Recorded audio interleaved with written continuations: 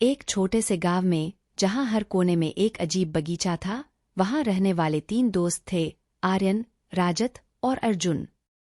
ये तीनों हमेशा मिलकर नए चुनौतियों को अपने जीवन में लाने का सोचते थे।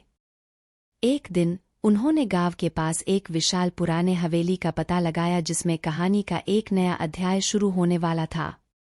हवेली में पहुंचते ही तीनों को एक अद्भुत रहस्यमय कमरा मिला।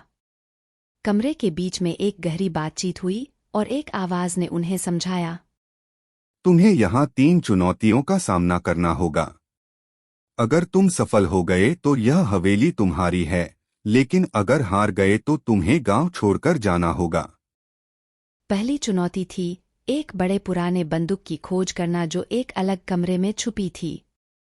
तीनों ने मिलकर हर कोने की जांच की, लेकिन समय बढ़ता जा रहा था और बंदूक नहीं मिल रही थी। आखिरकार अर्जुन ने एक पुराने खिलौने के पीछे छुपी बंदूक को ढूंढ निकाला, जिससे सभी चुनौतियों का पहला हिस्सा पूरा हुआ। दूसरी चुनौती थी एक सांप की छवि को पहचानकर उससे आगे बढ़ना।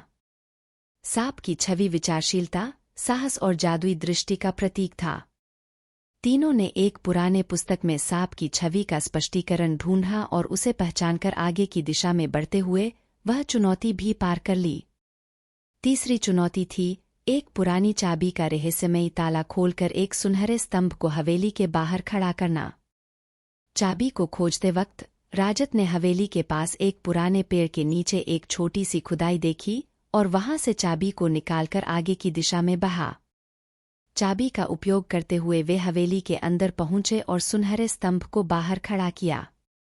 एक विचारशील आवाज ने उन्हें बताया, तुमने सफलता से यह गहरा समझौता किया है। हवेली से बाहर आते ही तीनों ने देखा कि हवेली का आकार बड़ा हो गया है और वहां उनकी मित्रता और साझेदारी की महत्वपूर्णता बढ़ गई है। उन्होंने समझा कि यह गहरा समझौता न केवल इन्हें हवेली के मालिक बना देगा, बल्कि उन्हें एक दूसरे के साथ जोड़कर और बेहतर बनाए रखने का भी एक नया दृष्टिकोण देगा। कहानी से हमें यह सीखने को मिलता है कि जीवन में चुनौतियों का सामना करना और उन्हें सफलता से पार करना हमें संबंध बनाए रखने का एक नया दृष्टिकोण प्रदान कर सकता है।